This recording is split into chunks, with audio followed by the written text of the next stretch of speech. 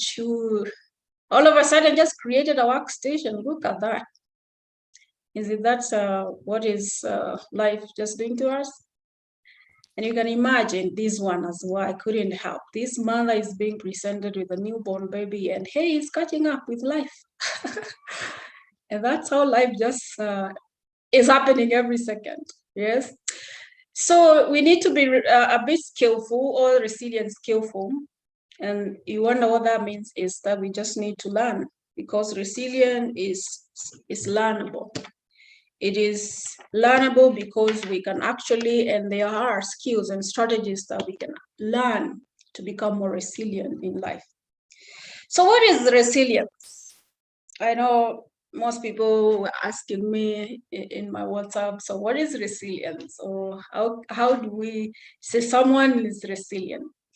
As a professional, how can I, identify resilient team members? Probably you're wondering. And just like any psychological concept that has suddenly come over to the consciousness of people tend to throw this thing around, and therefore you get to meet a lot of definitions and conceptual understanding of these things. But let's just define resilience and what it is about.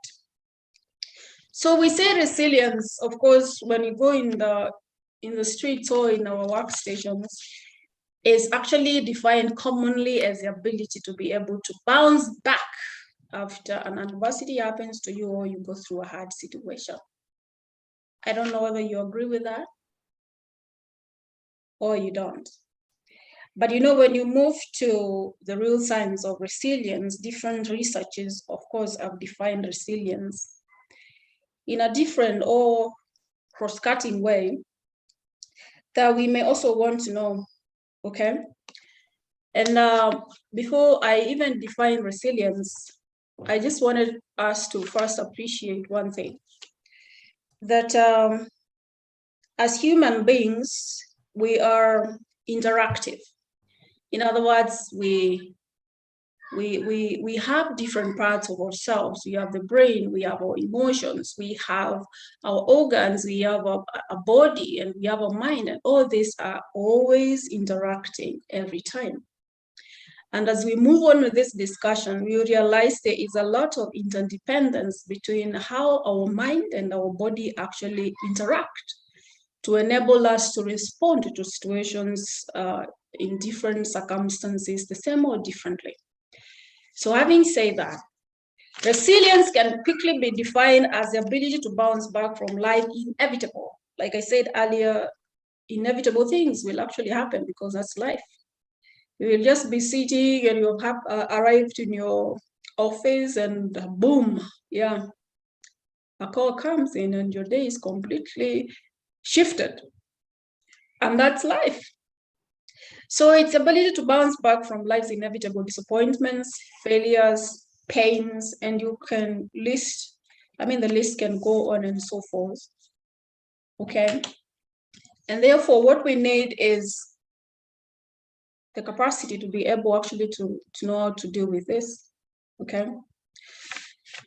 So there's a quote here I like a lot before I move to the strategies that says life doesn't get easier or more forgiving, but we get more stronger or resilient. So Richard, are you there? You were the one asking what to say in the beginning. I hope that didn't hit you.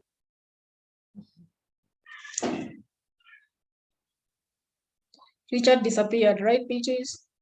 Because I will be calling some of you just to see whether we are together. I can see he's disappeared, or maybe he's on mute. Unmute yourself, Richard. I'm crossing the street. Okay. Now, so I will be going to some strategies, because I am a believer of simplicity of things, because we also tend to say when you go so hard, some people say on ground things can be a lot different. So I like using simplicity So I know all these theories, all these science, all this research about resilience is a good thing, and it is indeed a good thing.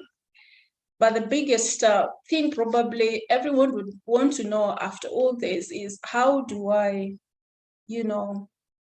handle these situations, and how do I thrive? I think that's the most important thing.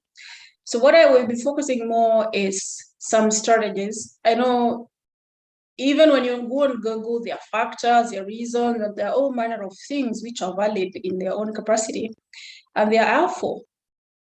And I will just focus in a few strategies that I found profound in my own capacity, and also in some other people, and as well as what research says about them. So these strategies, are considered good for one reason or two, because they are important even when you're going through a difficult time. And I just move on. I wanted us to appreciate first this. I hope everybody can see this model. Because whenever we are hit by any hard situation or difficult situation, we tend to always go through this moment. And this moment is very critical in establishing or allowing us to understand whether we are actually growing and withering, or we are adapting and thriving through the challenge or the difficult situation, or we are getting stuck. And I know most of you probably have come through this. Yeah, right. So you know the change model of Kubler-Ross, but it's very important when we are going through difficult situation or difficult scenario. We all tend to go through this process, because first, when you're hit by this thing, you tend to be in denial, because truth is you didn't expect it. So you will not just open your arms and welcome. It's natural for us to say no, no, no. And depending with the intensity of what is happening, this can be not a very easy point to be. And you tend to avoid the confusion. Just think about yourself. Like I said earlier, you just sit in your desk in the office and boom, an email drops and you're like, oh, no. It can't be today, So you try to avoid it. You're a bit confused, sometimes in shock, depending on the intensity of whatever is in the email. You start fearing, or you feel a bit of fear. And there is no certain specified time that you can be in this stage. The only thing that we know is you need to progress, or progress needs to be seen. From now, you moving from denial to the level we call the anchor level, because you are frustrated now, you are a bit irritated.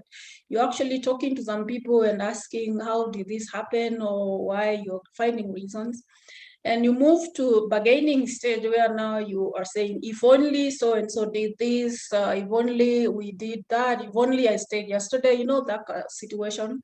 And this depends actually with the different scenarios. Some are just simple, and others are very deep.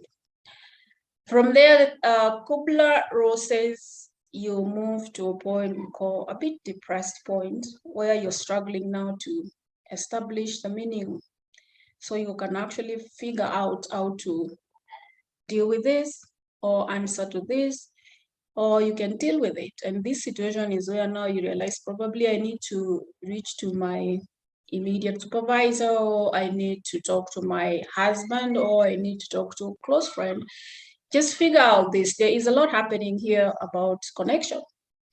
And when you are now rising from this, and probably you're finding a solution, or probably you realize, oh, it wasn't so bad as I thought, or if there is actually a way of doing this, you are at a level of accepting. Now, I want to emphasize this. Going through this tough moment of dealing with a situation, whatever situation hits you, has no time frame. It's very person-based or individual-based. It's just like saying we cannot actually force you on a strategy to learn about resilience. It's actually you who will go through the experience at the end of the day, learn something that you can implement in the future. Now, the speed or the ability for you to be able to move through this process it's what tells or talks about your level of resilience. Okay, so I thought it's important so we can be able to appreciate when something hits us or we go through this hard situation, what exactly is happening. But I think now, without going to the details, because yeah, psychologists actually can go deeper in this one,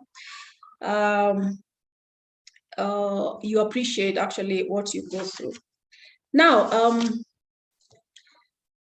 because of course, like I said here, level of resilience actually helps and tells how you quickly can be able to deal with a situation just through these levels. And yes, it is something we can all learn. In other words, it's learnable. Now, if you are curious, like myself and some of us here, about looking around new things that are happening, I know probably you must have come across the word commonly called neuroplasticity. I'm not going to define that because, well, we are HR, we don't like these terminologies. How many of you agree that, by the way? You don't like these tough words, like myself sometimes. So neuroplasticity is actually a branch of neuroscience, but ideally is a study of our brain, informs the way we behave and everything. But neuroplasticity concept tells us that, states that your brain is capable of growing and changing through, there's a picture about how the brain looks like. When I was in college and we were learning about developmental psychology, I did education, a degree in my undergrad, and I could see the lecturer trying to help us understand how our brains develop. And I went into training or learning in development. I realized actually it's an enormous study, about the brain. But most of you probably have come across this one, where we are told brain actually develops up to some level. And we used to believe this for some time, until the new emerging researches and science on the brain emerged. And this is one of them. That's why I said, for those who are curious. And as you look at these wires in the brain here at your right, they look like wires. And it just shows that, the science in a simple state says we are able to learn new things. At the moment we learn something new, the brain tends to create a new connection, like that wire there. And the more you do that thing, the more now that wire becomes a little bit stronger. So you're able to say, yeah, you've mastered something. So the connection is so intense and strong. And it's the same concept when you try to forget something or you're unlearning something. You just do less of that thing. And so the wires become less strong and, it becomes a little bit hard. But although they say it never goes, the wire never goes, that's why people have a tendency of bouncing back. But now, so this tells us we can actually continue building this connection. I believe that's why, where this term hardwired probably came from, because the brain is all about wires. So the brain's ability to modify and change and adapt both structure and function throughout life and in response to experience is what makes us believe and know that what people say that we can learn about resilience is actually true. Now, how can we build resilience? Like I said, I want us to appreciate that we are interrelated. As human beings, we have different sections and parts interacting. But I want to focus a bit before I move to the strategies on this model, because this model will be actually informing more of this of the strategies that we'll be talking about. And it's called biopsychosocial resilience model. It just says this is biological structure we have as human beings, and the way we are wired psychologically as well, and our environment, the way we relate to people, all this actually informs how we thrive through life or we go through life.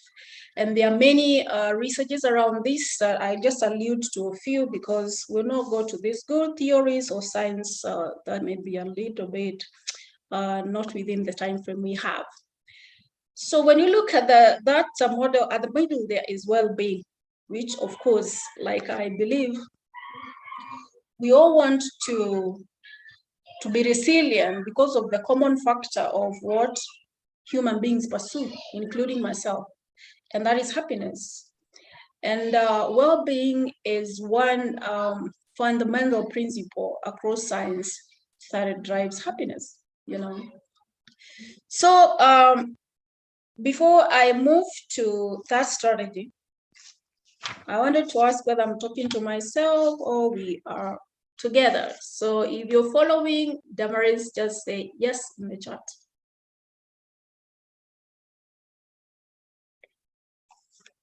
If you're following Damaris. I can see they're saying yes. Beautiful. Now let me ask a question, just so we make the sense when I say we are interactive human beings. How many of us when we don't get enough sleep, we end up probably, no, sorry, let me just start with something else. Yes, let me just use that one of sleep.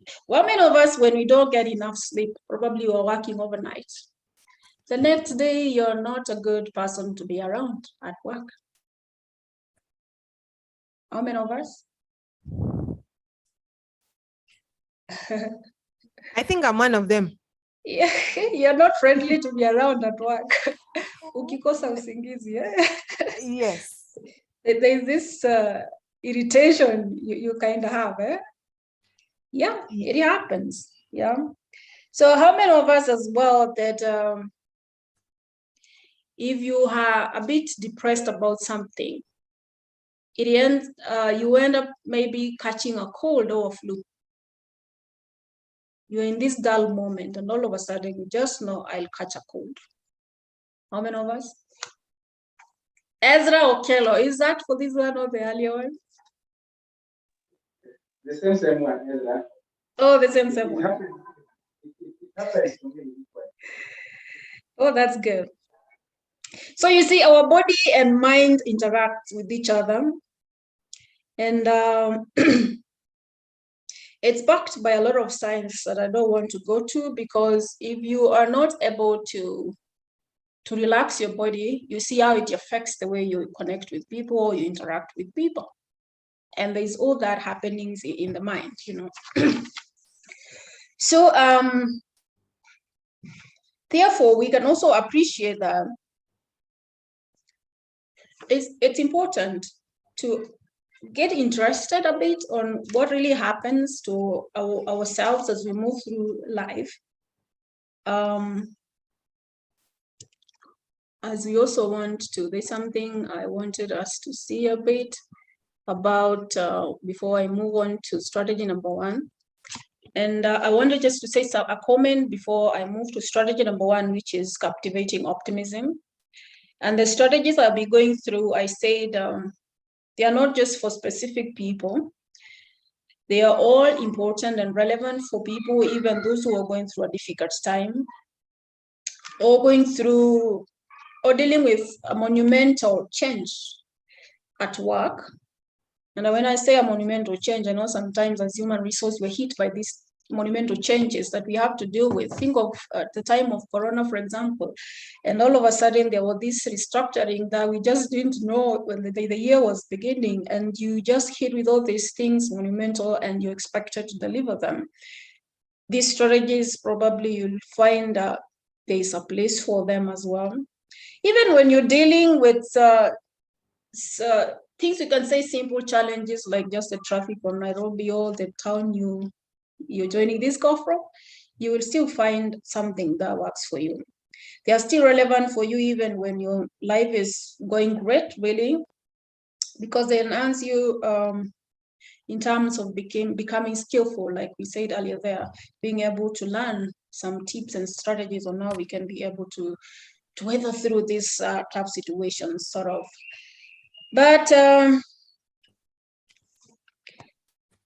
I think we can now go straight to what I wanted to talk about as captivating optimism is my strategy number one. I call it strategy, not a theory, because we will be moving to actually how can we do this in a practical life. Okay, So, Damaris, Yes. Damaris, can I interrupt you a little bit? There's Masai Douglas. Mhm. I think he needs to do something about his audio. He's saying he cannot get us. He cannot hear you properly. Wow. How many people can hear me? If you can hear me, probably it's my side. If I'm loud and clear, let me know. Just key in loud there. If you can hear me loud and clear, let me know. But Beatrice, you can hear me, right? Yes, I can hear you, but I think Masai has a problem. Maybe you can Okay, check on Masai, his we audio. want to check your audio, please. Yeah, I can see people are saying they can actually hear me loud and clear. So Masai, please, you can retest your audio. Probably that could be your internet or your connection or your volume as well.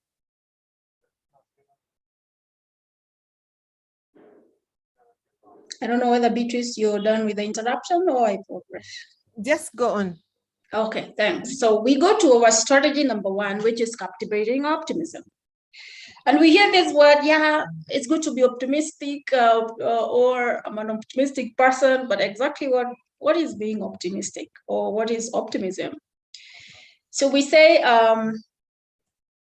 optimistic, it's a good thing because as we read from different places, optimistic people tend to, to be quite happy about life. Like I said, we all want to be happy.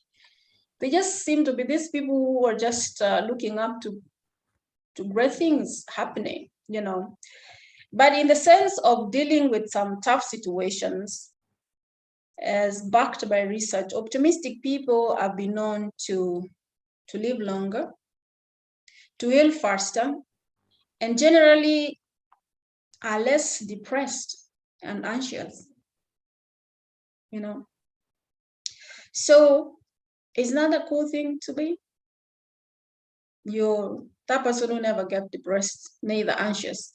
Yes, I know for optimistic people, you're like, yeah, that's a cool thing. It's incredible. But if you're one person who knows sometimes you're pessimistic, you go like, yeah, I need to also be optimistic as well. Okay. But the good news is you can learn these things because we are told that 20% probably of people in the entire universe are born optimistic, meaning the rest of us, we are going to learn how to be optimistic. Isn't that a cool thing? Yeah, we are going to learn how to be optimistic. But here is the wrap. Don't you think when life is going so well, I mean, financially you're cool, health-wise you're cool, you look to your career, you're doing very well. Don't you think it's really easy just to be optimistic when things are going very good? Now, what happens when things are not so good or they're not going so well or a lot of stuff has gone south for you?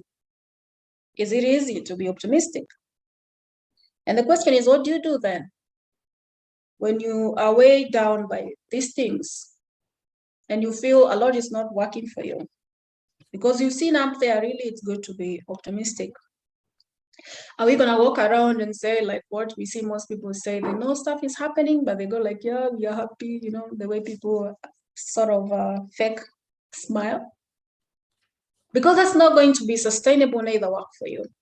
So in order to understand what we can do to build our optimism, we probably want to understand what is optimism first. And I want to ask at this point, how many people think being optimistic is about being happy? If you're one of them, just write happy. How many people think being optimistic is about being happy?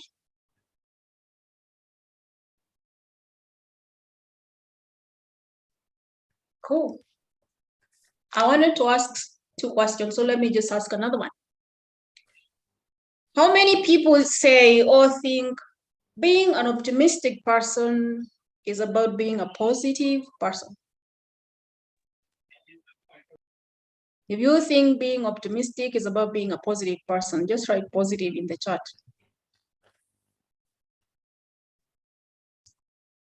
Beatrice, is there anything coming through? Yes, there is. Okay. There is from Mhm. Ruth, Barbara, Richard, Emily. There's a lot of people have written positive. Oh, good. Interesting questions, right? The truth is neither defines optimism, and here is the rub. And I want to introduce you to this gentleman called Martin Seligman, because I said we will look into strategies that can be very practical to apply. And Martin Seligman is a psychologist, branded, I like just branding him the father of optimism, because he invested a lot of time. Somebody's please mute, kindly mute. Who is that, bitches? I'm trying to look. Okay. And before I talk about this rock star of mine, I can see Lucy. Lucy, why your hand is up? Do you have something you want us to attend to? Lucy, your hand is up.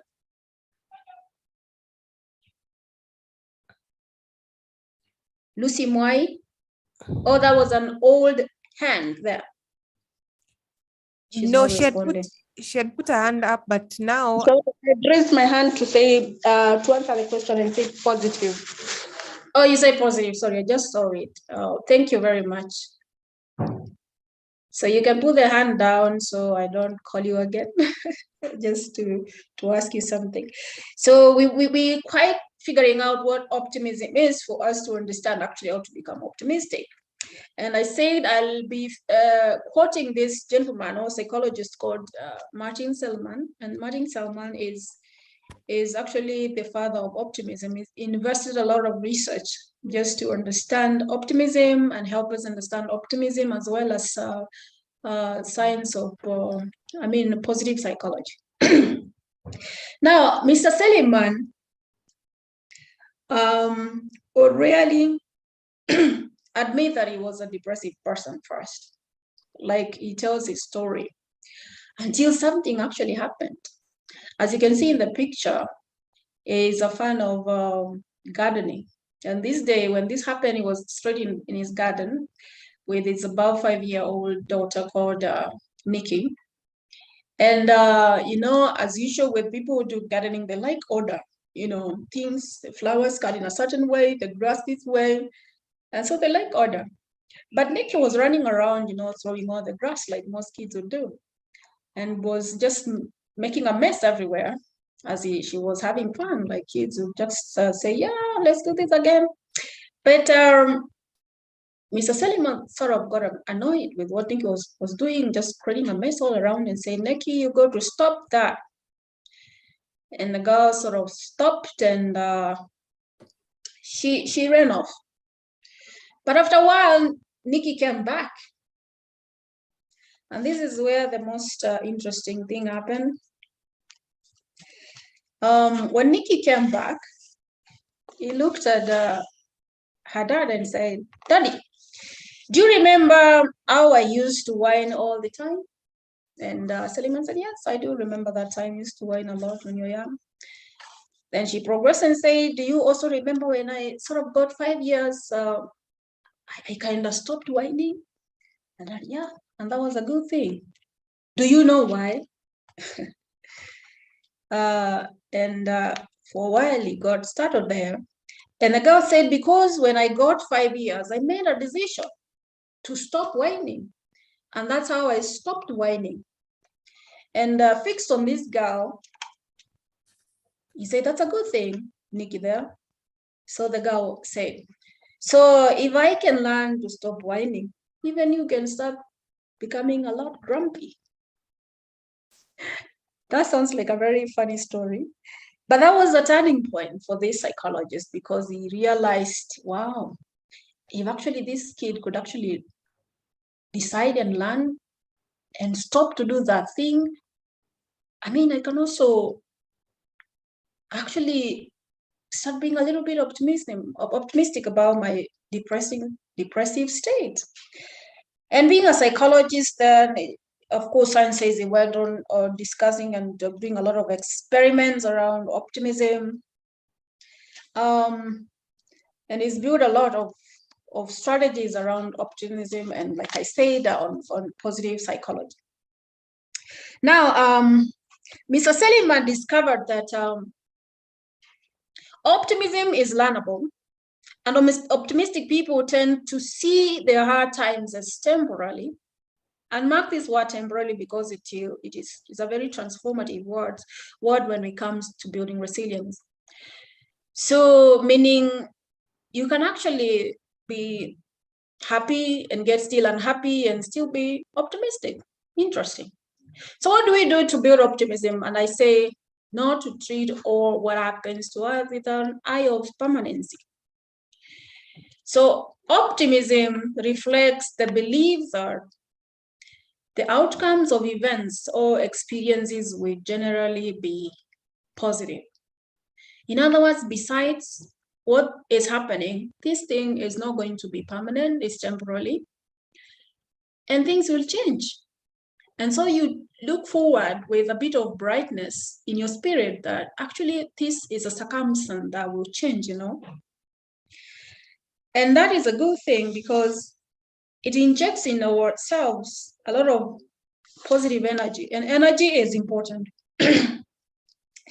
So the point is not to look to what happens with patterns of permanency, but as a temporary thing. So when you start to look at life like that, then how are we going to condition ourselves to actually be able to continuously look at life as that?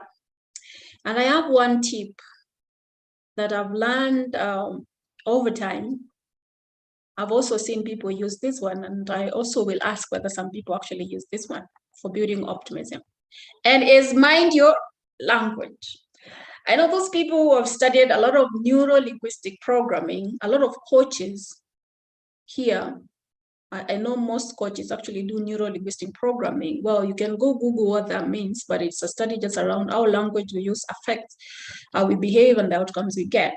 There are two words that are very like a antithesis of optimism, or they're like against optimism, and it's always and never.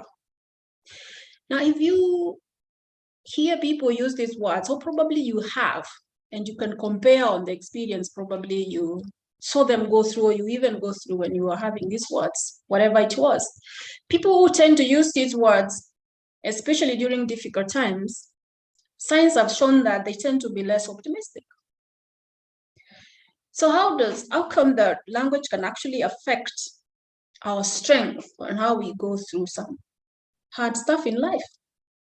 Let's just check something here, some examples I wanted to use. When I say I always fall off diet, for those who like being healthy, that's quite a not so optimistic statement. Science proven, science proven very well.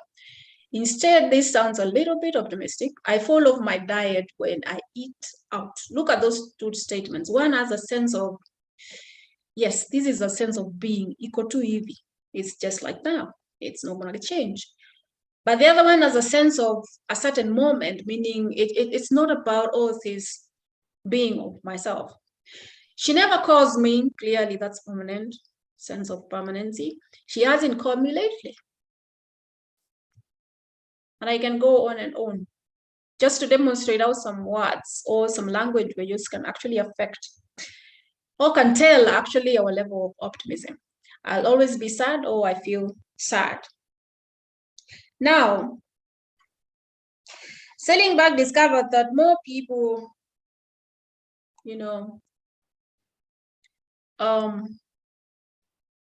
discovered that more people who tend to ask this thing like, why me? And you go like, why does this always happen to me? Have this tendency of reprogramming themselves with this or not empowering language. Okay. So I think that's a ball, just to make you sometimes get conscious about when things are not so smooth, they're not happening for you. What kind of language do you tend to use? And this is cross-board, because I said before even we become professionals, we are still us, human beings, okay? So those people who tend to treat their hard times as permanent have higher chances of falling into depression. If you look at the cycle we saw there. And I know, talking about optimism, you might be thinking, sitting there and thinking, oh my, I get that, Damaris. But you see what, I'm dealing with a life situation that is sort of permanent. What are you telling me? Are you telling me to, to fake things or be in denial? And truth is, actually, there are indeed some times or situations that are permanent. And we can list all these things that happen to us or people we love that actually have a sense of permanency. But here's the thing. It's about the way we feel about the situation, how we view the situation. And this gentleman I like reading about called Dan Gilbert, who coined a word called reflective. Sorry, this is what I was saying. If you are a reader about optimism and resilience, I know you must have come around this book by Viktor Frankl. Its title is Man in Search for Meaning. If you can ever define resilience into its core, this is a book to read. And for those who don't know this gentleman, he was a psychiatrist during the Nazi regime, the war that was in Europe, Nazi regime, the Hitler time. And it was a tough situation for him, when he was in the concentration camp. And they say the last of man's freedom is the choice. Or now they respond to whatever happens to them. And that really is.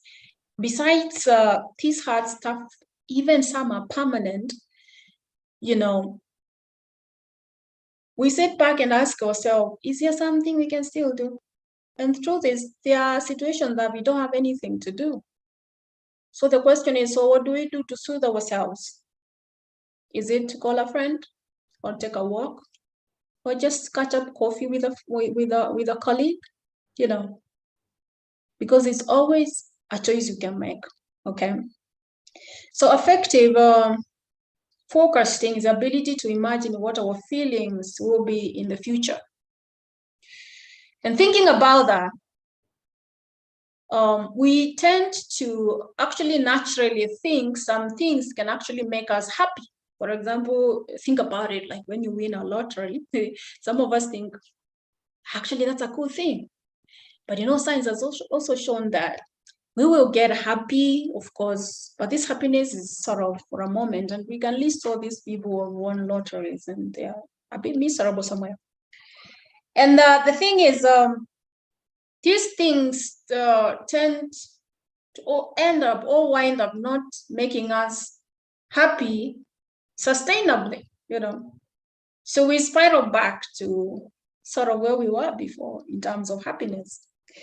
And also, Gilbert also found that there are also these things that we think will devastate our life forever or for a long time.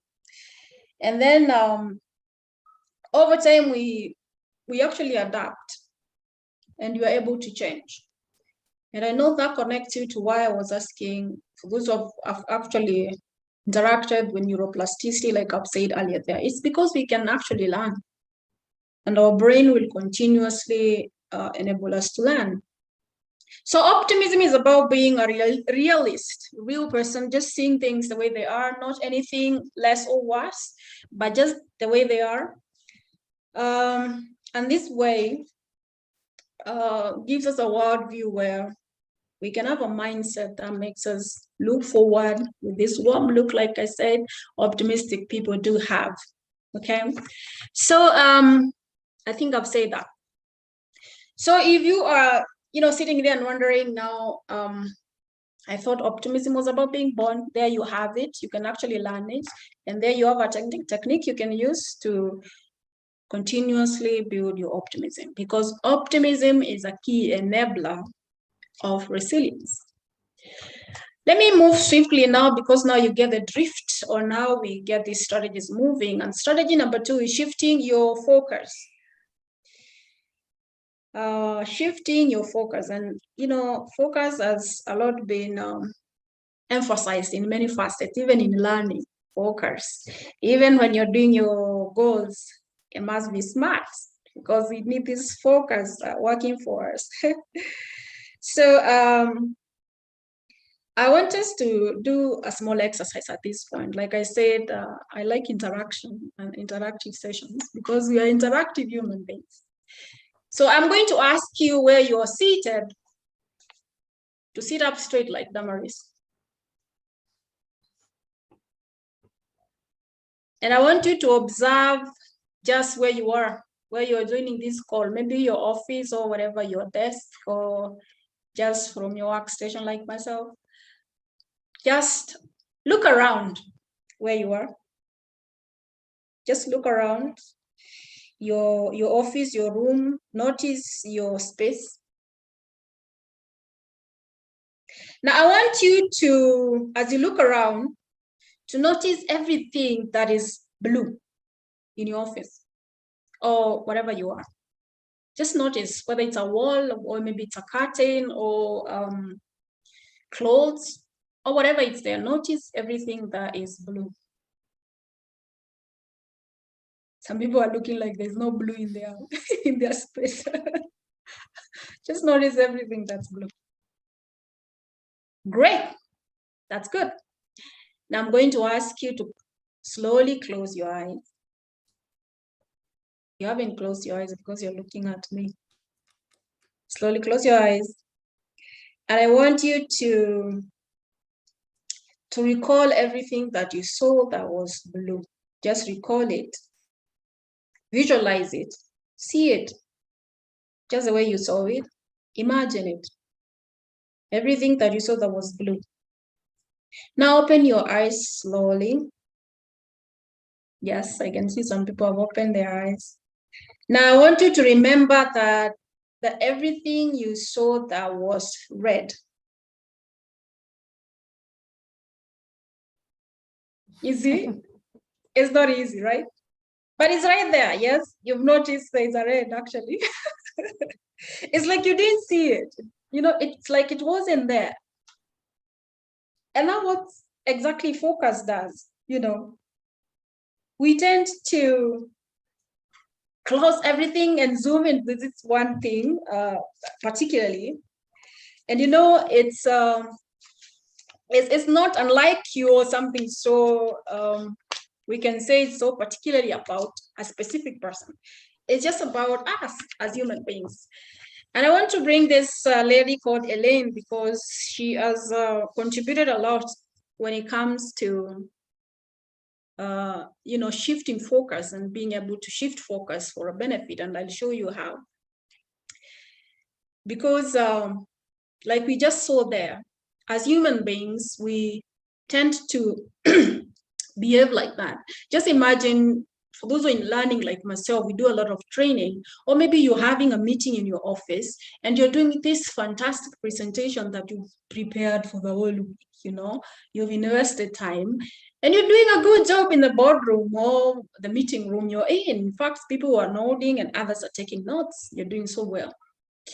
Until you notice this young gentleman, sorry, it's not young, let me just say a gentleman or a lady, sitting right at the corner there, who just looks aloof, a bit disinterested, and just staring at you like they are not hooked or connected to your conversation.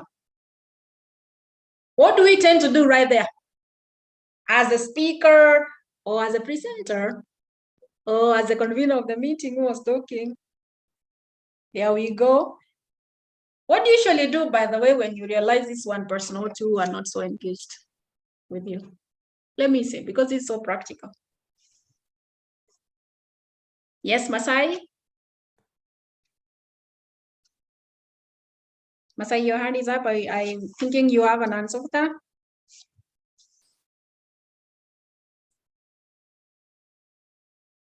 We can't hear you.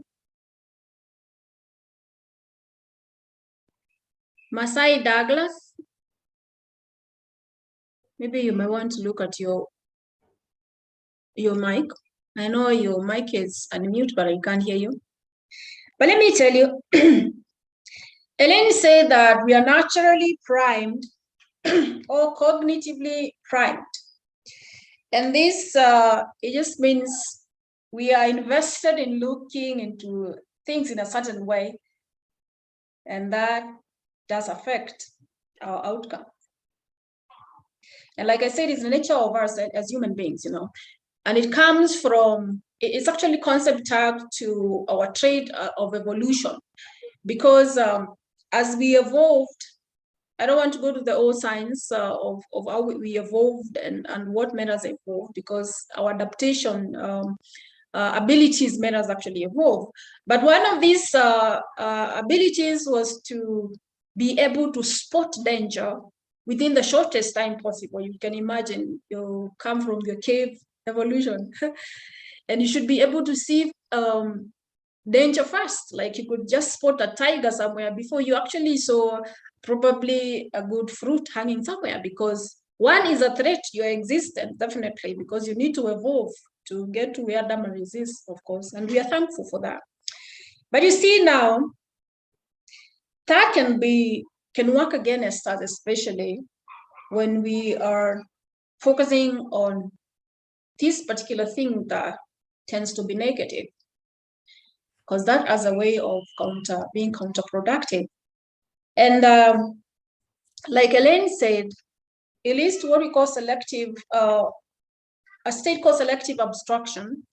And selective abstraction, like I know most of us will agree, whenever we are in a situation, we are looking, we tend to look at things instead of seeing the whole picture. And we have done a lot of exercises around that. We tend to narrow to this one particular piece. And more than often, this piece we are focusing on is a negative piece. How many people agree with that? You've done this, maybe you've done a good meal at home, but the first question they say, it doesn't look like all these things you've been doing, but they're focusing on just this one error. You forgot to put salt in the food, okay?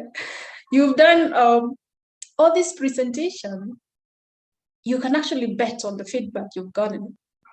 But there's always this thing that they'll poke and say, oh yeah, you didn't underline this part. There's always a way we tend to focus on this particular piece. And that they say is most times not productive.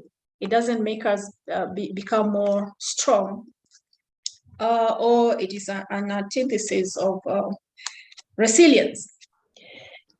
So by shifting our focus, we can easily change how we feel, and how we feel is very important because it helps how we respond to things.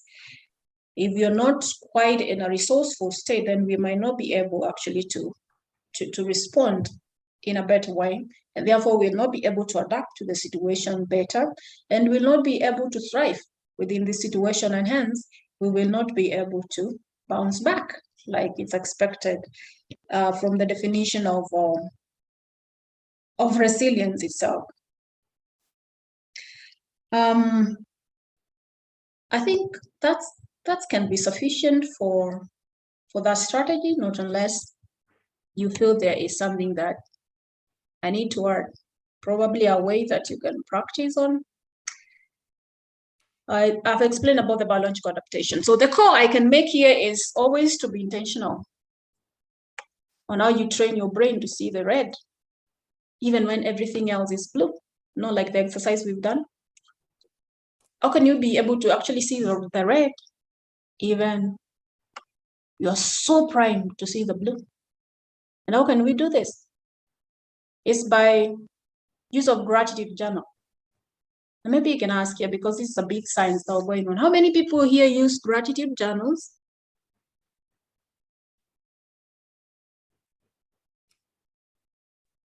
If you use a gratitude journal or you do some gratitude exercise, do we have someone or two here? Beatrice, is there someone there? Nobody has responded. Oh, Maybe you okay. can respond. There's one who Richard has said, I do. Oh, good. Maybe we can hear Richard. How worked for you before I move on to what I think about it. Yeah, a gratitude journal or being grateful has helped me in always seeing the bright side of things, because I'm thinking that when I'm grateful, I tend to attract more benefit than being ungrateful, because Yes. it's always good to see the bright things of life. You see, if somebody does something for you, you say thank you. Or if if somebody buys you lunch and you say thank you, that makes you feel good. Yes. All right.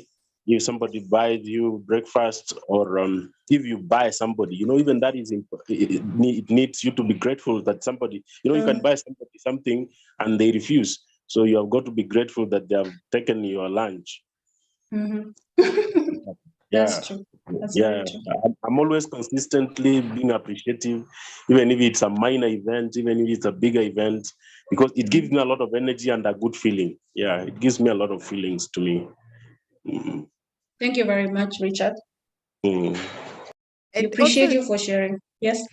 And also, Damaris, there's somebody who's asking, Eunice, what is a gratitude journal? Maybe you can define, then I think most people It's a will book. be. It's a book. It's a book where you write the good things that have happened to you during the day, at night. If you have eaten food, you say that I'm grateful.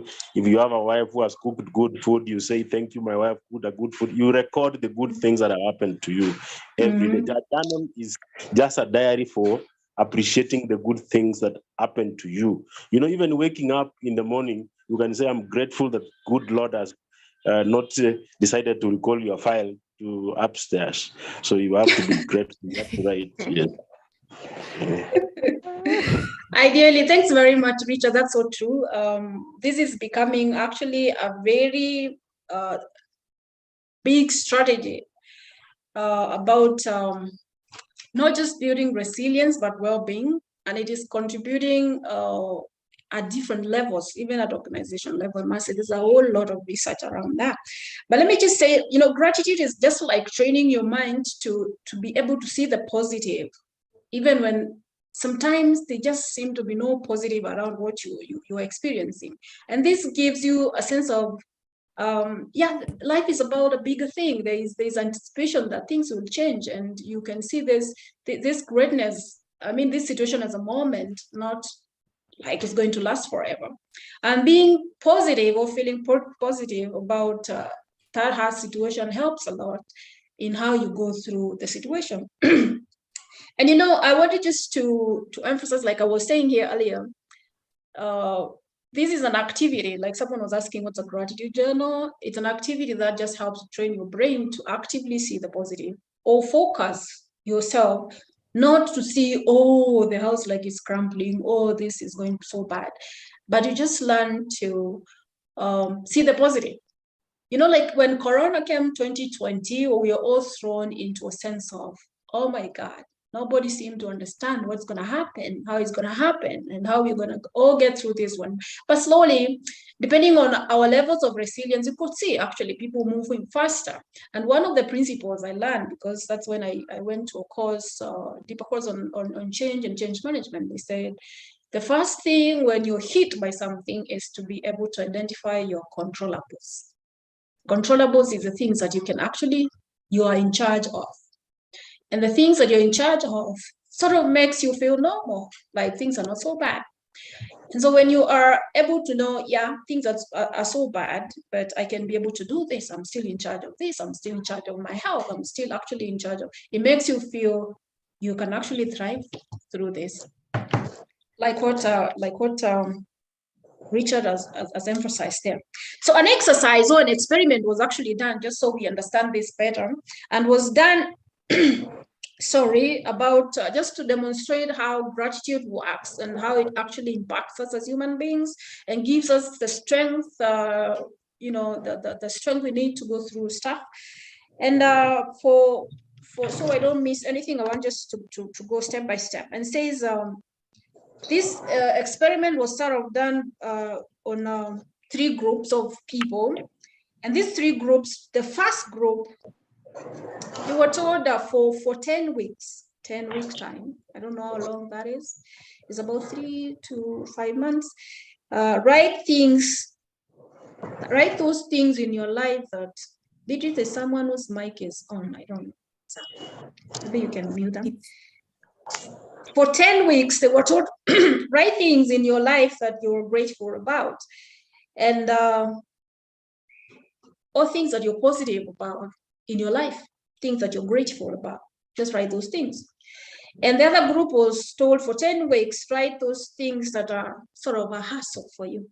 You know, yeah, it's a hassle. Not for you, you feel like it's a hassle. And the third group was sort of a control group, so they were told to write just anything. Now, the results were sort of very interesting because the first group, after the 10 weeks, wrote these things. The group number one, and I think this is what most of us write in our journals, of course, the great things is, he was so happy for waking up in the morning, or generosity of a friend, my family was grateful for. These were the top things, grateful for Sunny or Rolling Stone.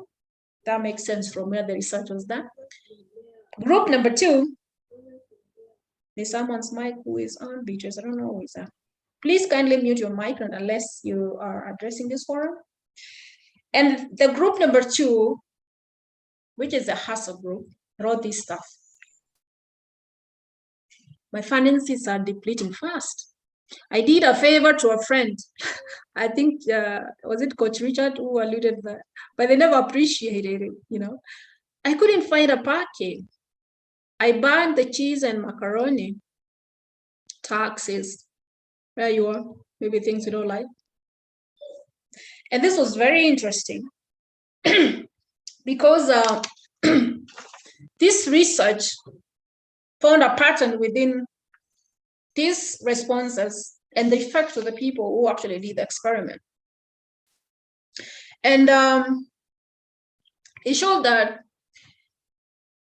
the group that wrote for 4 weeks, was it 4 weeks, 14 weeks, about what they were thankful for, exhibited more optimism, and they were more satisfied with life and had more energy within that study time.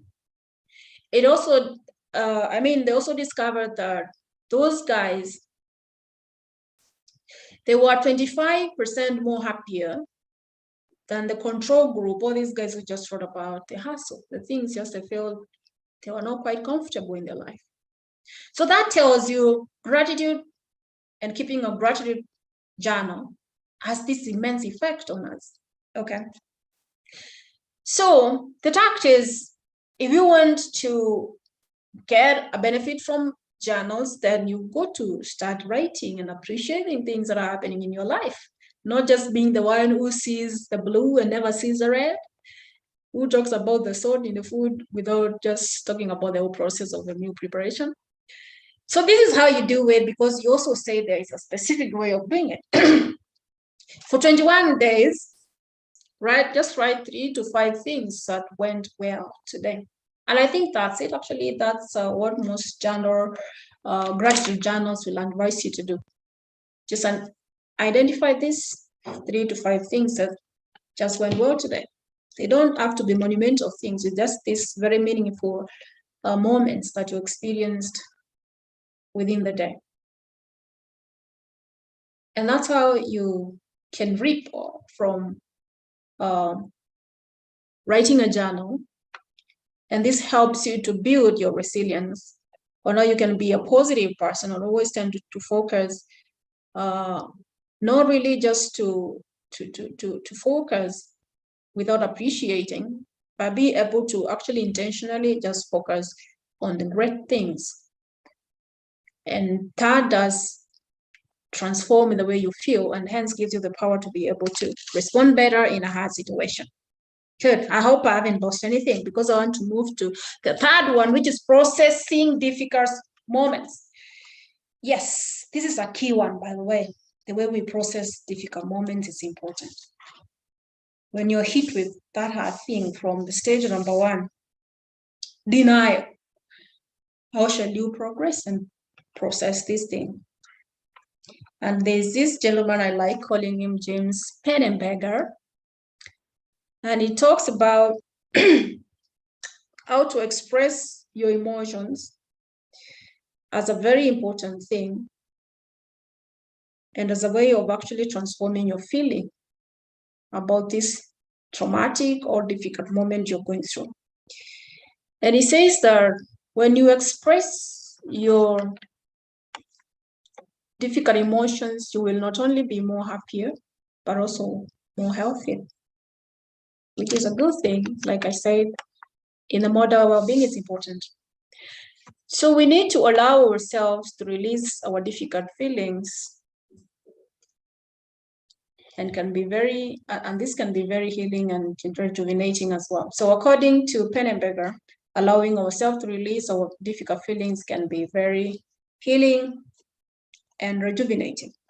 And that was a conclusion from a research that I'm not going to show it here, but I'll just brush through it, where he put individuals into two groups, and he just wanted to see how being able to express your difficult moments or emotions, whether it has any effect to you as a person going through the same moments.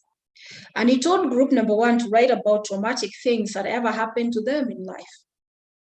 And this was students in a college where he taught. And he said, do this for 15 minutes for 4 days, and let's see the results. So this group work was to wake up for 4 days writing the most terrible things that happened to them over their lives. And the other group was given the same assignment, but with a different approach, to write for 15 minutes for 4 days about how their room looked like. Yeah, that's interesting, how your room looked like. You can imagine your room in college. So that's all they woke up for the 4 days writing. And at the end of the study, James discovered something very interesting. Of course, when he got the results, it was a bit a startling moment for him, because he felt the group that wrote about the most traumatizing periods of their life was like he's trying to make them relive the moments again, re-traumatize them again. And it was like, oh my God, what have I done? Am I just making these people go through these hard moments again? But then he realized something very interesting, that after they wrote that, of course, they became a little bit agitated, a bit withdrawn, not so happy, for only 60 to 90 minutes. And after like 3 hours, these people felt a lot better. They could actually talk about those moments a lot better. Like I remember one story that he read about, one of the girls wrote that when he was young, it was told by the mom to collect toys. And he could go, please collect the toys. The grandma will be coming to visit us. And the girl would go, yeah, I'll be there in a minute.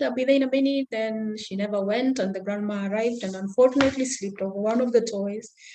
And she said the grandma broke the hip. And when grandma was rushed to the hospital, of course, there was an operation. That sounds quite depressing, but she didn't make it. So she wrote there's no single moment that I don't live and think I killed my grandma. That sounds traumatizing.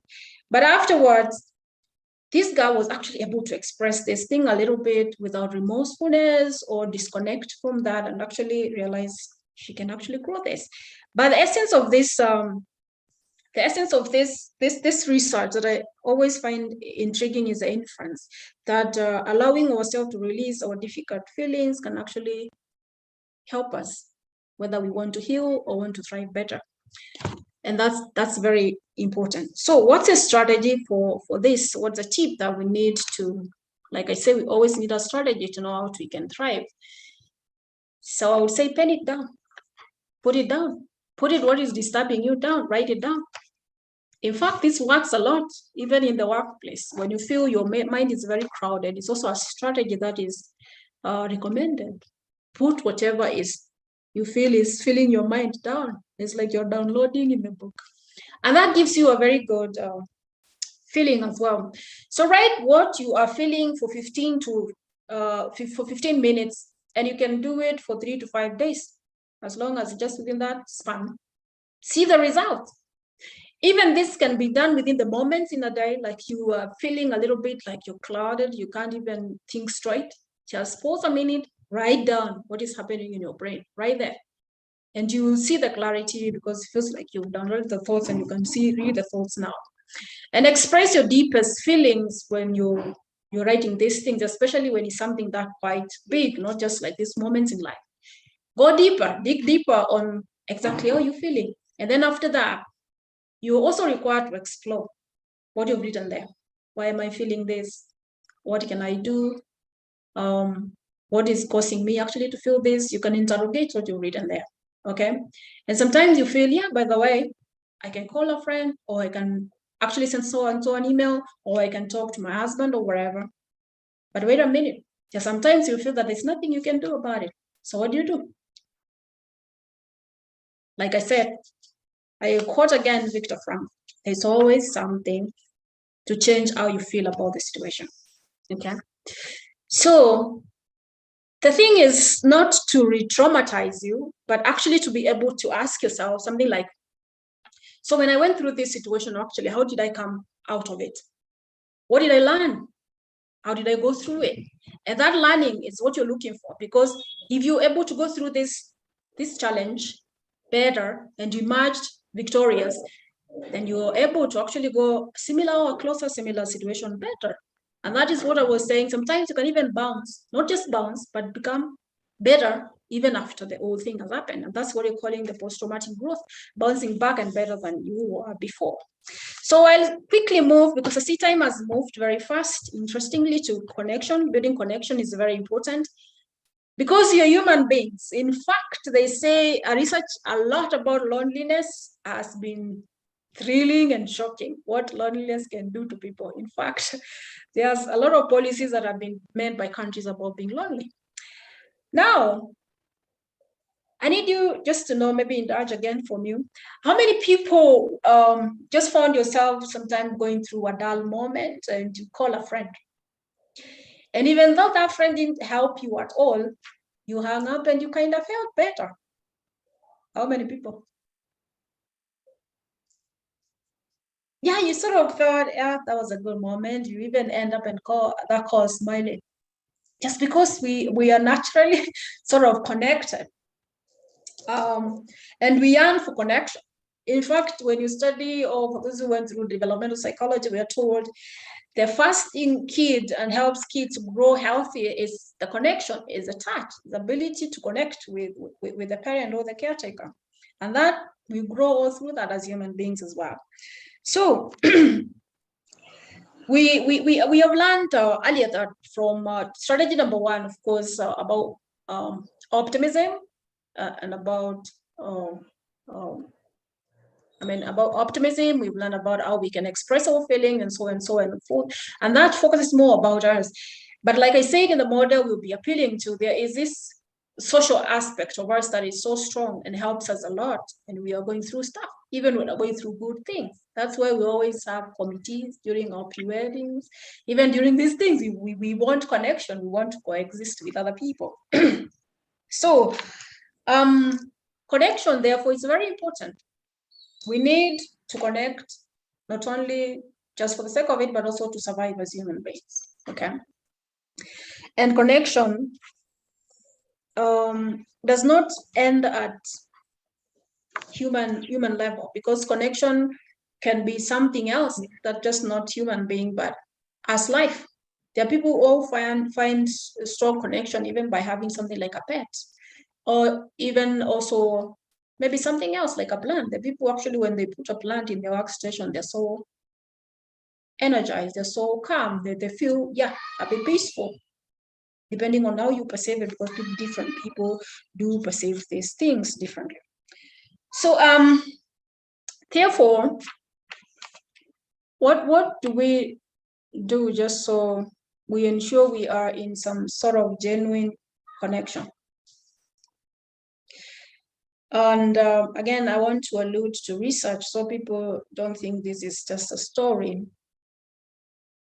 And it says that when you have this one person that you genuinely connect with, you are 10 times less likely to be stressed. And that's like important. I'm just ending that statement and thinking, if you're extroverted person, because those ones make friends very fast. And you're sitting there like, oh gosh, me, I'm sort of sensitive or introverted. All right, so I have to meet some more people. But look at it, this research just says when you have one person, you don't have to actually meet the crowd anyway. But this is very intriguing because when you have less levels of stress, you're likely going to be happier. You're likely going to have great energy, and you're likely going to be weathering through life a little bit better. So the question is then, how do we build genuine connection? And there are various ways we can do that. But before we move that, people who had strong support lived longer than those who didn't have strong support. And that's from a research that was done of 70,000 people, just to find out what made people healthy and thrive. And that 7,000 people were followed over 9 years, which is a longer time, and to make actually a research more valid, which I agree. And they looked at everything: eating habits, exercise routines, lifestyle, all those things that people actually associate with well-being. But the inference of the research, or they discovered that people who had strong support, for example, in church, or maybe in their community, or maybe in their volunteer places or areas they volunteer at, lived longer, and they had like I said here, lived longer, and those who didn't, or because they were, of course, this control group. The question probably is, but why would this be so powerful?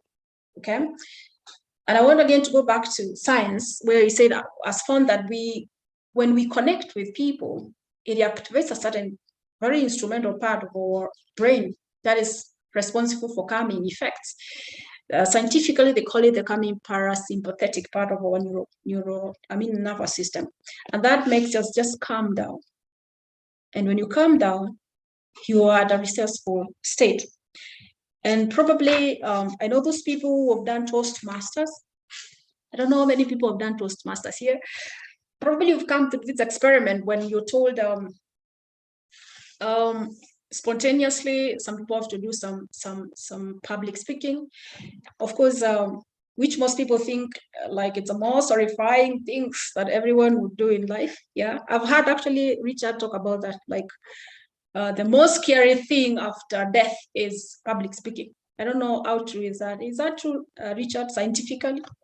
Yeah, yes, it's true. Actually, I'm even reading something about public speaking because I'm coaching somebody in the evening, and it has been researched very well that a person could rather die than make public comment or be picked. That is why most people like sitting behind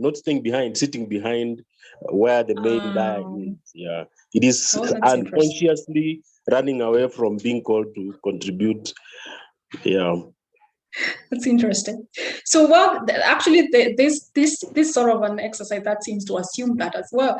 So, there's this person who will be asked randomly to stand up doing a public speaking. But the most interesting thing about this is someone in the audience would actually smile at this person and start nodding. Now, this experiment found that the more the speaker connected or saw this person smiling and nodding at them, something very interesting happened to them. So it sort of calmed. First, it brought their heartbeat down, because they say when you're nervous, your heart tends to beat very fast, and then reduces the pressure of your blood pressure, and then this part of the brain, we say it's a calming section of the brain, setting. And then these people would speak like there's no time end, as in they would do this speech like they've been done, they're pros of it. And that was very interesting. I don't know whether those who've done Toastmasters have done that one. It's still public speaking anyway. So imagine if people can actually respond to like this And this is where I was saying we are so interrelated, our body and our mind, that you can actually look at this person and you're nervous, you think like you're gonna die, like what that research says. But all of a sudden something changes and you execute, you're able actually to do this thing. You felt it was very tough. Yeah. What if that person who was smiling actually was your friend or someone you trust so much, like a friend, someone who energizes you, because that's my definition of a friend. Then you would actually be thriving stuff much easier. And that's a power of connection. Yeah. So it comes down like what I was trying to explain there. So what do we do so we can be able to, and really here, there are very simple things you can do, because the thing is, you sort of plug into that and get the benefit. Whatever friend or friends you have or connections you have with yourself. So you can actually have a face-to-face when you feel like, oh God, I think I need to connect with my friends. You can hang around and have some coffee or lunch. You can take a walk. Yeah, I've met some friends just around Karura walking, and just becomes fun as professionals. Or you can just do coffee in between your work, if you're those who are in the office. And this does help a lot, in bringing this good feeling of peace within yourself. Sometimes, yeah, you can do that road trip with that friend you connect so much, and it does help a lot. And there's really a lot you can do. Even this time, you can just sit and connect online. Simply, there's a lot of things we can all do here. So we can be able to connect. It is like a requirement, by the way, when you look at the Sigmund Freud model of motivation or needs, you will actually see it within the most basic needs, near the base of the pyramid, okay? So I move quickly to the last strategy, which is be present. And like I do, I want you people to tell me this. How many people here think about the future? If you think about the future, say yes.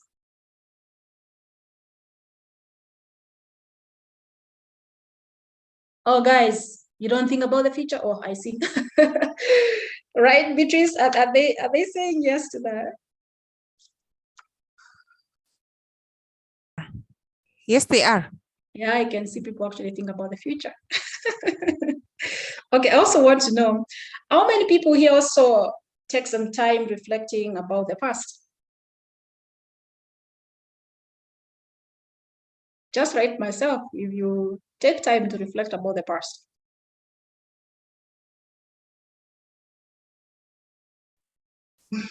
The answers are myself, I do, myself. Yeah, I like that. You know why? Because we are human beings. This is what we cannot run away from. And the truth is, we do what human beings do. We think. Yes, we think, and it's a good thing. It's not, there is nothing wrong with thinking. Just a caveat though. I mean, that's all we say, myself, because we spend time thinking, plan, figuring things out, yeah, we think, but there's a caveat, especially when you think too much about the past and the future at the expense of the present. Now there is a challenge. Okay. So when we seem to be drifting too much on the stuff that happened to our past, and then we are so worried about the future, then that's where the problem starts to begin. And science has shown that we gain the ability to learn how to be present.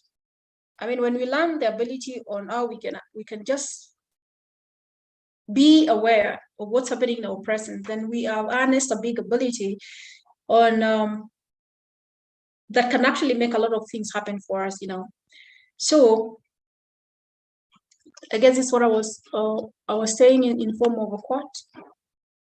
Because this has the capacity to activate our calm parasympathetic system, that calming part of the brain that I talked about, just by being present. And when I think about or hear about being present or presence, of course, the most profound thing or science comes in my mind is mindfulness. Okay. I know this word has been thrown a lot around, mindfulness. But what has happened is there's like an eruption of research because it's been associated with interesting results. Even at health level, at the workplace level, and even what actually human beings can achieve in a normal situation. So mindfulness, what is mindfulness? In case you're wondering, and this is a technique that trains the brain to focus in the present without judging it as bad or good. In other words, you look in the present with a sense of acceptance. Now that's a simple statement, but man just has a lot in there. For you to be able to look at what's happening and just accept it, it's not an easy thing. The truth is, it's a tough nut. So we need actually to learn on how we can be able to do that.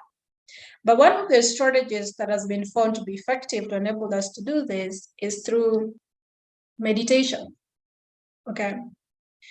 How many people here meditate sometimes? You meditate for various reasons. How many of us do meditation? Because there's a lot of great results that have been found to come from meditation. Beatrice, anybody agreeing with meditation there? And you know, the issue here is not actually to say we will not fall down, because as human beings we'll be able to experience these things. The thing is, we as human beings will go through this stuff, and therefore we will experience all these things. And resilience is actually having these skills to know how to get up when you fall down. So meditation can be defined as a technique that trains the brain to focus on the present moment and accepting it as whatever it may bring. And this reminds me of a story told about an Indian sort of a caste. I mean, this gentleman came from a caste, and he had a gentleman, and I mean a son, and this son was sort of, when he was young, was considered not so bright to school. So people would say, oh yeah, you have a low son, can't even perform. But he just used to say, well, we'll just wait on the future, whatever it brings. And then all of a sudden, they see this guy, this son doing a lot of good work in the farm, and say, ooh, you harvested all this wheat because your son actually did a good job. And just say again, well, we look into the future, whatever it brings. And then all of a sudden, he's trying to learn how to do horse racing. He falls down, he can't do it properly, so he breaks his leg. And then people say, oh, you have such a grumpy son, can't even learn like a gentleman on how to do horse racing. But you just say again, look into the future, whatever it brings. Then all of a sudden, there's this Second World War, and they come collecting all well-built firstborn sons, just drag them to the war. And he says, oh gosh, you're lucky. Your son broke their leg, so they can't be, they were left from that troop that went. It's like whatever, like, you know, it's just like looking at that narrative there. We like, this gentleman just looked like this situation with anticipation there. Yeah, it's just this moment, another moment will likely be coming. So whatever it will be, we will still accept it. And that's, like I said, it needs a lot of training, actually conscious training for us to get there. And then meditation can actually benefit us on that one. Now, I know there's a lot of stories about meditation and mindfulness, but you may want to look actually on what science does, because science does actually help us demystify a lot of assumptions or sort of stereotypes that we hear about this. But the thing is, when you look at the major organizations like Google, when you look at these big institutions that are making big names, even Facebook, and you study their people who are leading this, they are sort of currently doing this kind of practice, meaning that it is helping them to be able to deal with their lives, you know.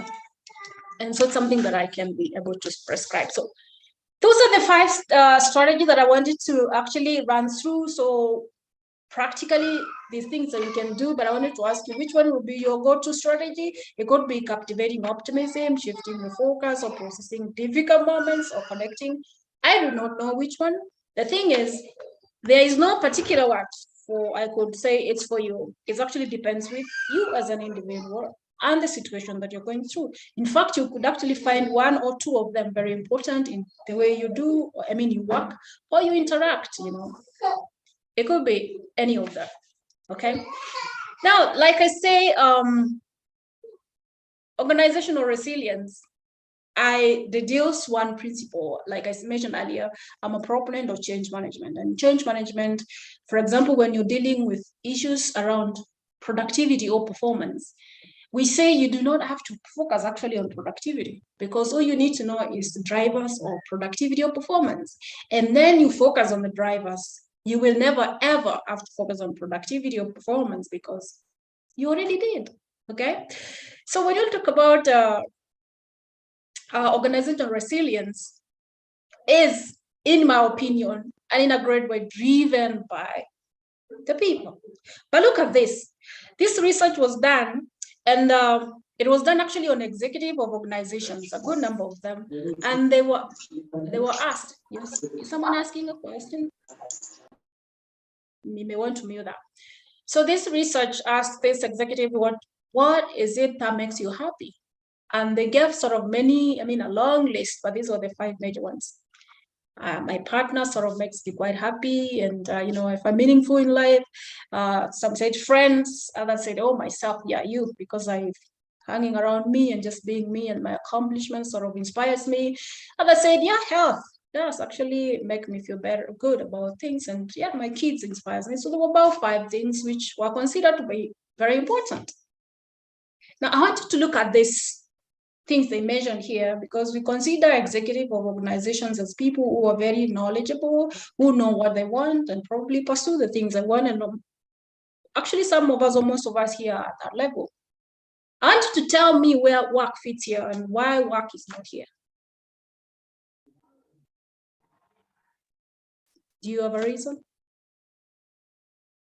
Let me just tell you the truth, or what I found out is because it can't fit here, anywhere here. It sort of overlaps like that. We co-share these things with work, okay? Now you see what's happening in life. Sometimes, you know, we have gotten so caught up with what we do that sometimes even you have to carry our work at home. You know, you have to think this strategy and go travel to rethink strategy, to actually benchmark things, you know, all those things that we have to do because we are also building organizations out there. But we also have a call as human beings because the level and capacity and ability of the people within you there to be happy, because you already know the things. For example, I use this experiment as an example, is a measure of the capacity of these people to be able to be resilient, be at a state we call resourcefulness and skillful to go through the things they go through work. Now, with all what's happening, you sometimes might actually end up with something like that work sort of overlaps everything else. But look at that. So where is that friend of yours who is so important, who inspires you all of a sudden? What's happening to the kids? I mean, the children who mentioned there who sort of inspires you, just gives meaning to your life. And then, in my own opinion, when this happens and you find everything has been overridden, it can be actually something else overriding all this. There's a problem, okay? So with the organizational, I am a believer, and this also is a research, that organizational excellence is design plus culture. And I know when it comes to design, there's a lot we do there. There's a clip I wanted to show you about the recent thinking around design and what's happening between policies, structures, strategies of organization to be more VUCA savvy or to be more excellence, agile as well. But I may want to skip that, but I can share it so you can also share with the people, which is very important. Design is very important because depending on what hits our organization, it also tells us how we respond to it. Do we need to shrink our expenses? And that's a strategy. We also need to enhance our skill capacity and knowledge capacity. Yes, we need to move that way, and that's design. But we also know that I mean, that's what I was trying to say. But we also know that before every strategy, there is a people. I made this quote: when you are fighting off the alligators, it's hard to remember that you are trying to drain the swamp, because this is what I was referring to here. Sometimes when you go into work, you sort of get lost in there, and you just all do is meetings, emails. You sort of forget the strategic aspect that brought you there, because it's kind of a mess there. So I was trying to say, before any strategy, because design is very strategic when you look at it for organizations, especially organizations today, and organizations that we are creating for the future, because they have to be resilient from what you've been hit so far in the last 2 years and some years before. And that's all of us as executive or professionals are doing. I believe that's why you're here, because you also want to know how do you enable or contribute better in your organization or in your business or whatever you do. Okay, so that's the clip I wanted to share, but that one I might not share because I see time has quite moved a lot there. So I believe, in other words, what I was trying to say is, if you are able to build your own resilience, to be able to actually maintain a sense of being resourceful as a person, then I believe you will be able to contribute better as a person within an organization, whether you contribute through the design or you contribute through building the culture, a culture that can be able to drive the design that you have as an organization to an excellent, an excellent organization. So to build resilient organization, you definitely need resilient people. And that's all we've been doing, learning how to become resilient as human beings, as professionals. And without just taking all the time here, I want to say thank you very much, Beatrice. Don't know whether there's any question. There's a question. How do you before we move to the question, I just wanted to ask you, if you're following me, did you find that resourceful? Did you find that helpful? If you found that helpful or you learned something, let me just know from the chat. I'm not being able to open, but let me just check it now. Did you find that resourceful?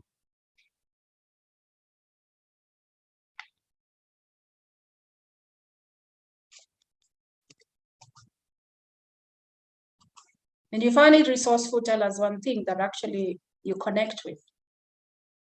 Yeah, June is saying very much. Mary Mwinga is saying, yeah, precisely. I mean, priceless lessons, great. Yeah, Beatrice, maybe you can progress with the statements coming in there.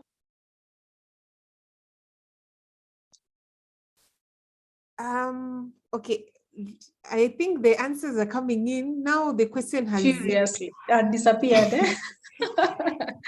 Maybe I could just continue as you look for the question there. What is coming in? They're saying, yes, it's been resourceful and practical. Thank you. That is Eunice. Yes, I know. How are you? There's Boniface Sobiero. Good to see you here, Boniface. The topic is resourceful. Thank you. It's okay, Ezra. Yes, go ahead now. Okay. Okay. Question: how do you measure the level of resilience in people, especially at the point of hiring? At the point of hiring, I like that one. Okay.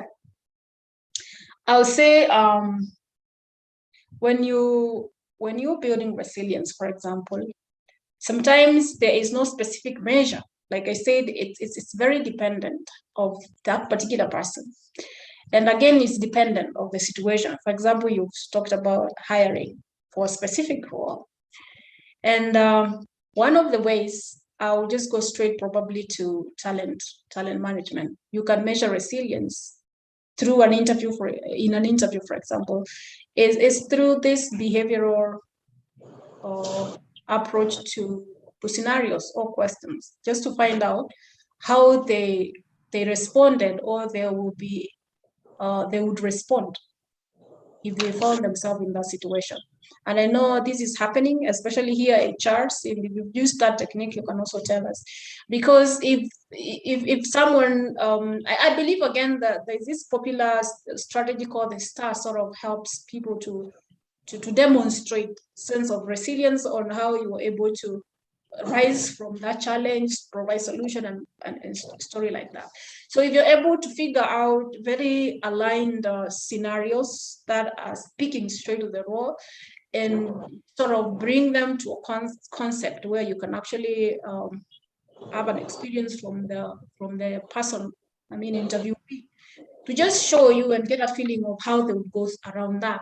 Then you say, in terms of this role, they have they have a level of resilience, because you can't measure resilience whole. They are 15, or because people are at different levels. So that's what I would answer that. Just being able to understand the context you're in and be able to generate scenarios that you can actually get experience of this person on how they would actually respond to them. Damaris, may I throw in some light as well? Yes. Come on, Richard. There's also this formula for interviewing, which is called stress interview.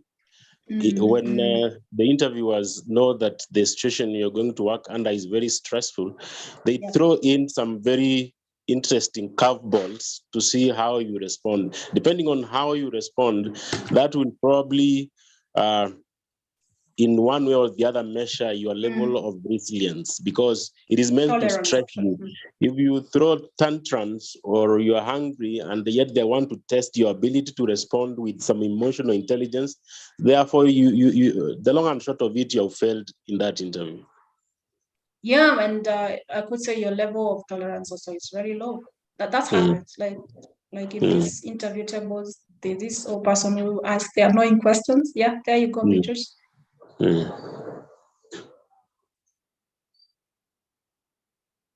Yeah, thanks. I see. Yeah, Mr. Kaside, you say, I like the idea of the curveball. Yeah, maybe you do that. You're a guru in head hunting. What strategy do you use, Nick, around that?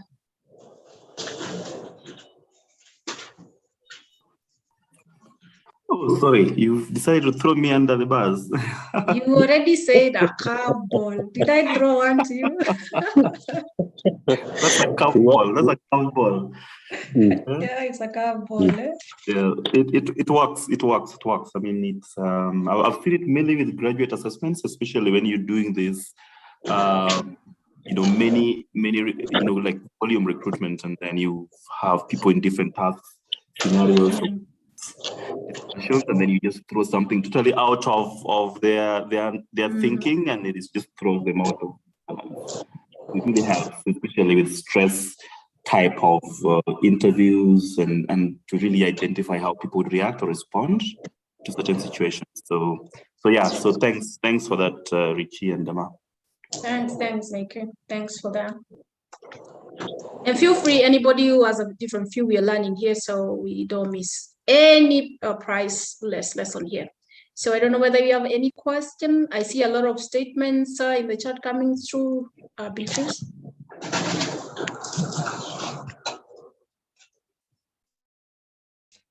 Hi, Damaris, can you hear me? Yes, I can. I can hear you. Okay, mostly what I can see is comments, and then people are requesting for the video to be shared, which I think that one we can organize. Absolutely. And they're saying it was very, very educative and interactive also. Yes. Yeah, I like when you're just saying that someone is asking, is there recording? That's actually Emily Kariuki. Yeah, I confirm. Beatrice says he'll actually share the same. Yes, I will forward it once it's ready. Yes, thank you, Beatrice. Looks like people are not asking questions. So, and I actually have overrun the time. Like, maybe, you didn't say the time. You didn't say the time, right, Beatrice? Yes, Richard. There is now this what I can call counter-revolutionary, counter to optimism. That these people who say if you are too optimistic, you are toxic optimism.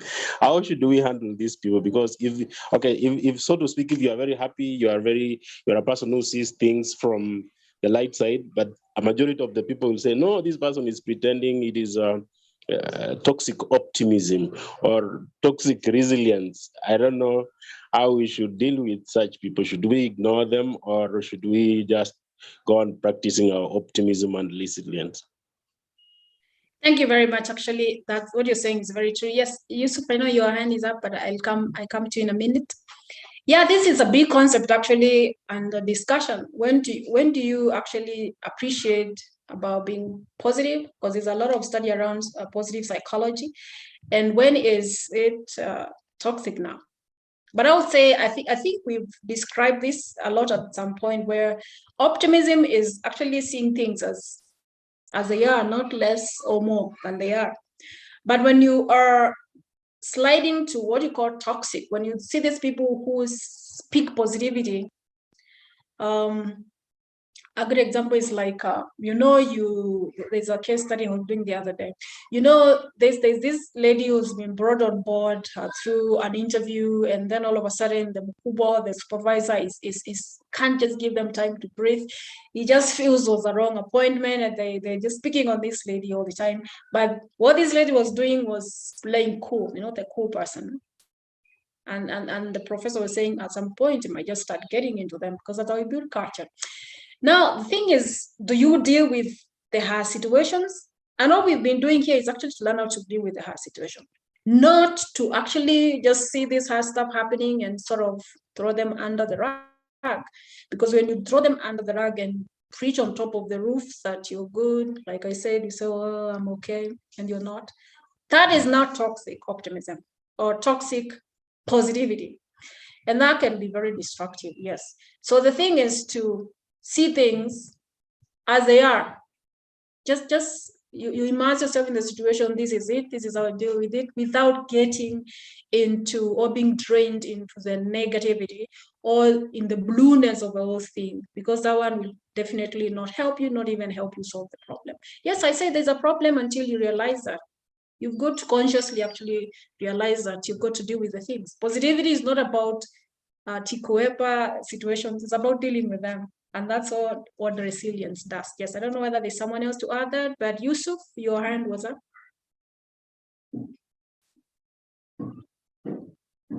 Dr. Yusuf Saleh, I don't know where you've gone. I can't see your hand anymore. But if you're there, you can. Yes. Thank you so much. Welcome, Doctor. I'm very excited about this presentation. An area that we really struggling with. Mine is just to complement what you've talked about, and some of the strategies that you can use for the mindfulness. We could even start a community within your workspace to check, because there is an issue of resilience, and this is a journey that you can't travel alone. So mine is just to remember, to remind us that we can start a baby steps in our small communities, that is the workspace or workplace, and keep on encouraging each other. We've seen team building trying to fill that gap, but still we have a lot to do. There are those people who are not comfortable with the outdoor activities, but they are comfortable with some of the indoors activities. So I think in matters of mindfulness, we could even start by having maybe one day and people come together and have, say, breakfast at their workspace, or tea. That is just tea. So you're not using anything that more than your budget, but the same tea that you have. And you share and share your feelings and exchange and get to know how people are also doing. So that's my contribution, Damaris. Thank you. Thank you very much, Dr. Yusuf. That's very fundamental, actually, because that speaks to the strategy I spoke about, connection, and connection is very important, even at the workplace. That's ideally why we are all moving into building great teams for work. And I like the insightful ideas you've given there, actually. We don't say we can't do this because of budget, because we can. Besides, we are also reminded beyond anything, there is always a choice we can make. Thanks very much, Yusuf, for that. Mr. Coach Mathangari, you're saying wonderful presentation, food for thought and practice towards resilience in a VUCA. Yes, this VUCA thing is one thing that actually requires a lot of resilience. I agree. Beatrice, anything? I think we should be coming to an end in a minute or so. Yes, there's one, John Wanjiru is asking about to share the PowerPoint on notes. I think that one, what can we do? The notes part. I think if you're able to share the recording, because the recording definitely just is around through the PowerPoint. That would be sufficient, because it just gives both the conversation as well as the presentation, which you said and promised that everyone will get, right? Yes, I did. Yes, just to add on before I forget something, actually Yusuf said that reminded me of something very powerful. Nowadays, we're dealing with more generational workplace. People in the workplace are very more generational. And one thing I discovered when I was studying a lot about mindfulness is mindfulness actually can work differently for different age groups. One school of thought of mindfulness or meditation for that case is to be able to sit down and focus on your presence for about 10 or so minutes, or even sometimes can do it for hours, which is, some people may not actually be wired like that. Or let me just use the word wired now that we know wiring. So some people could be actually more hyper, like young people, and they just can't sit all that long. So they just won't bite the idea of mindfulness, yet can be beneficial. So it's about actually being ingenious about these techniques. It's not a cast on stone. One techniques I've seen some people use is tailored for these people, instead of just because the idea is to be able to focus in the present. And you can do that in many ways. Like I've seen a professor just tells students to walk, and as they walk, they just focus on what they see and they measure them. That's another way of doing it. Others just sit in the car for 5 minutes focusing something as they do there. So as we apply this and teach our other people on this, we also need to be aware that we are also different. Thanks very much, Beatrice. You're welcome, Damaris. Okay, I was hoping that when we're about to end, the ED will be back, but I think she's still held up in a meeting. So yes, so what I can say is thank you very much. And this was a very educative and informative meeting, and very interactive too. So what I'll request everyone is, actually I'll remind everyone, is to renew their membership for this year. Yeah, it's good to be in good standing. Yes. And also, if they're having any issues, they can talk to us. I think I'm available. They can just send me a message on WhatsApp, then I'll be able to get back to them. So what you're not telling these people is Beatrice is actually an official member of the branch. So she can help you sort a lot of issues probably when you need her. So she's quite a resourceful person when it comes to you and your membership. Like this session, it had a CPD, right? So you can imagine you're in good standing. That's quite a benefit for you. Yeah, she's telling us good things in a nutshell. Yes, I think that with that one, unless anybody has a burning question, we can come to the end of the meeting. Yes, so thank you very much. Everybody was really good navigating you up to this Kikomo. It's awesome for the engagement you've made through the chat, like it's still flowing. Like I see Stanley saying many thanks, always refreshing, getting insights. Yeah, the people are active right now. Mary, again, thank you very much, and bye. So all of you have a great one. Just hope you make one of those strategies. You have to go to strategy during some hard stuff when you're working or you're going through life. With all that, I'm yours, Damaris, as always. I didn't put my contact here, but anyway, you can reach me, Sylvia, for anything else. But thank you very much. Have a good actually evening. It's a Friday. I wish you a great weekend ahead. Thanks. Thank you, Eunice. Behind you. Very good. Thank you. It's a mark of resilience, eh? Yes. Okay, what's the art behind Damaris is very good. I've also noticed. Maybe she could lend us that one. It's someone who says no to being a captive and goes on with their life. Yeah. You can see it. Fantastic! It is very so beautiful. it's no longer changed to anything, and it's rather inspires me. Actually, that was inspired me to get it. Yeah, it's actually a mark of resilience. So thanks, Barbara, for joining. It's good to see you here. Thank you. Wishing you a wonderful evening as well. Jackson, thank you. Okay, I've sent my contacts, and I think people can send me messages on WhatsApp so that I can add them to our WhatsApp group. I think that would be Absolutely. easier. Yeah, there's a branch actually WhatsApp group. As an Yes. HR, please join. Thanks, Lilian. Yes, I think with that we can. Is there any more questions, or we can end the session? People don't want to go. I don't know why. She runs away. Yes, that is why I'm actually asking them to. Mm. Yes, thank you, Marcy. See you.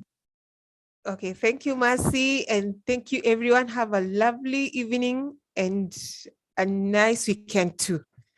Yeah. I think with that one we can end the session. Go on. Thanks, Bye. Beatrice, for being a good navigator as well. Okay, so sorry. Welcome. Bye, everyone. Bye.